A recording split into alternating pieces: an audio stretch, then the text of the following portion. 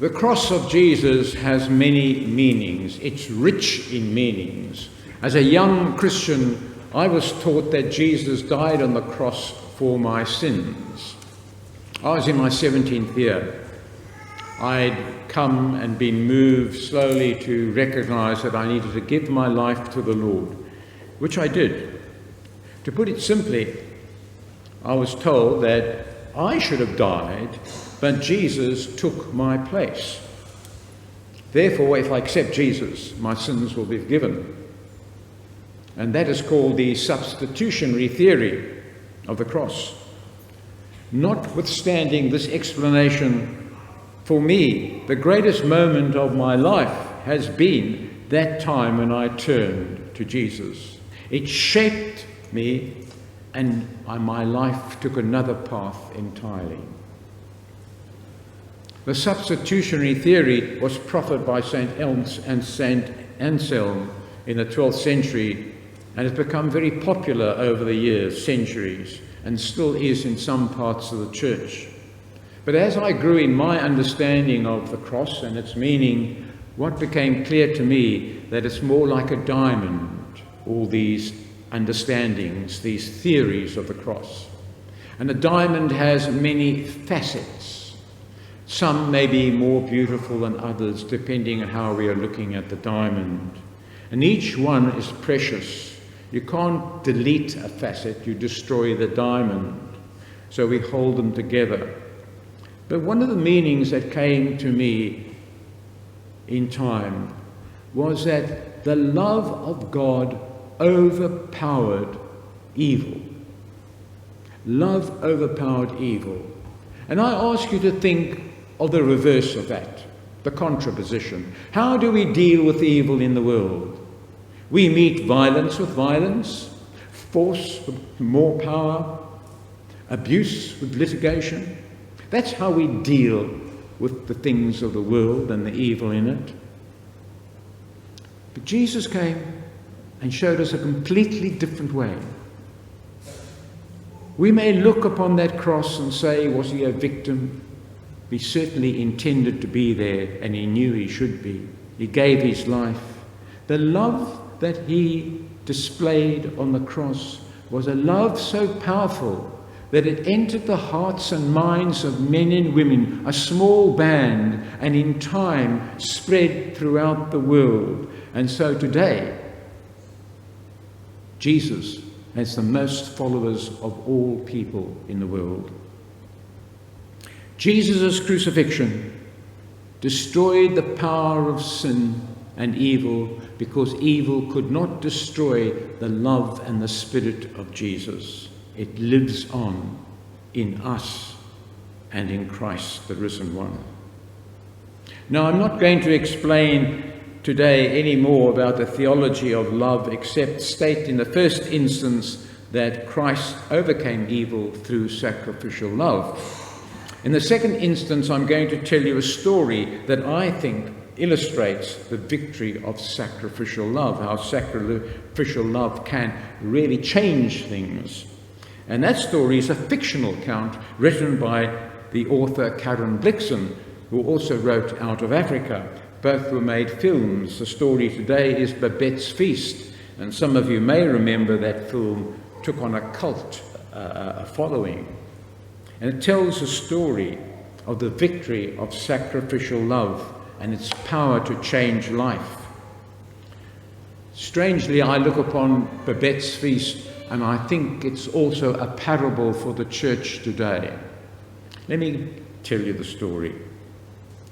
Babette's Feast is set in a desolate part of Denmark's coastline. Martina and Philippa are the daughters of a devout clergyman who preaches salvation through self-denial. Both daughters sacrifice youthful passion to faith and duty to their widowed father. They continue many years after his death to hold a small, dwindling community of followers. Martina and Philippa live simple lives, caring for the needy in the tiny village and leading a dwindling community of faith. In their youth, they both denied their own passion and self-interest. Martina was courted by a dashing lieutenant in the army who was the nephew of a wealthy member of the faith community. But Martina chose to stay with her sister to care for their aging father. That dashing young lieutenant later became a general. Philippa possessed an extraordinary, beautiful voice. A famous operatic singer, Achille Papin, on vacation had heard her singing. He persuaded her to receive some singing lessons. He said that she, with a little training, would be famous, receive attention, and be dined in the magnificent Café Anglais in Paris. Flattered, Philippa conceded, but resisted the temptation of being an opera singer and the affections of Achille. Achille, dejected, left the village devastated. 15 years had passed. The community of faith had become entrenched in their ways, and the fellowship was fragile. Then one rainy evening, a knock on the door, and a woman, cold and exhausted, entered the lives of Martina and Philippa. The woman gave them a letter of introduction. It was from Achille Papin, the French opera singer. He said the woman was Babette, and she could cook.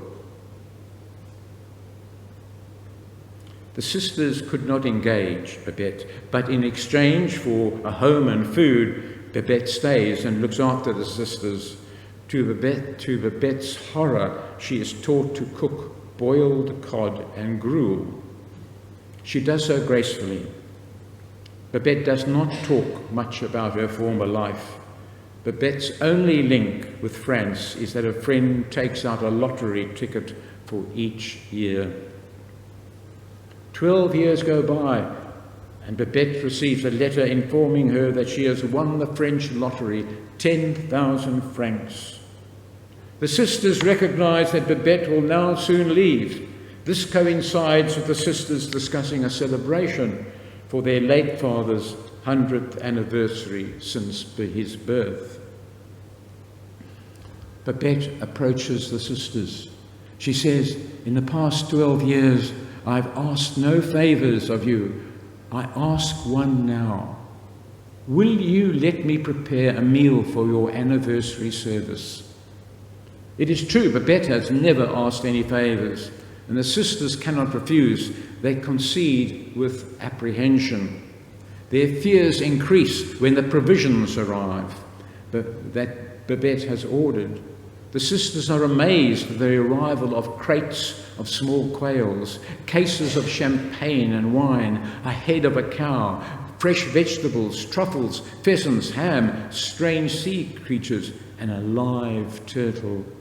The sisters are concerned. Their father had warned them against earthly pleasures. They tell their community of faith they cannot be ungracious, they cannot refuse the meal, but they resolve to eat without comment or compliment to Babette. The feast day comes on the 15th of December, and 11 members arrive, and Mrs. Leuvenhulme, accompanied by her nephew, the cavalry officer who had courted Martina. He is now a decorated general. They take their seats. Babette has transformed the dining room. The guests sit mute, keeping to their pledge not to enjoy these earthly pleasures. Only their eyes give the game away. They are filled with delight in the meal, and the general alone praises the fine wine and food, increasingly acknowledging that the meal compares more favourably with the fine meals in France and as good as the Café Anglais. The general tells him that the head chef of the Café Anglais was a woman who devised exotic dishes just like these. As the meal progresses, the community of faith begin to unwind. As they enjoy the earthly pleasures, they speak openly and warmly to each other. They recall the past. The feuding brothers confess, and the estranged women are reconciled. The general, unable to contain himself, stands up and makes a speech in which he says, "Mercy and truth, my friends, have met together in this meal." The story of Babette's feast ends with two scenes. The members go out into the snow and gather together, joining hands, and sing lustily the old hymns of faith. There's a sense of harmony and reconciliation amongst them. And Karen Blixen, the author, describes the scene saying, "As if they had indeed had their sins washed white as wool, and in this regained innocent attire and gambolled like little lambs." The other final scene takes place in the wreck of the kitchen, piled high with unwashed dishes and greasy pots. Babette sits in the middle, wasted and exhausted, like she looked on the first night she arrived. The sisters Martina and Philippa realize that in accordance with the vow, no one had spoken to her. Martina speaks tentatively, "It was quite a nice dinner, Babette." Babette, with a far-away look in her eyes, says, "I once cooked in the Café Anglais." Martina adds, "We will all remember this evening when you have gone back to Paris, Babette." And then Babette tells them that she will never go back to Paris. All her friends and relatives there being killed or imprisoned. And of course, it would be expensive to live in Paris. "But what about the 10,000 francs?" the sisters ask. And then Babette drops the bombshell. She says she has spent it all on the meal. "Don't be shocked," she tells him. "That is what a proper dinner for 12 costs at the Café Anglais." Karen Blixen wrote a profound short story that brilliantly illustrates what God's gift in Christ is.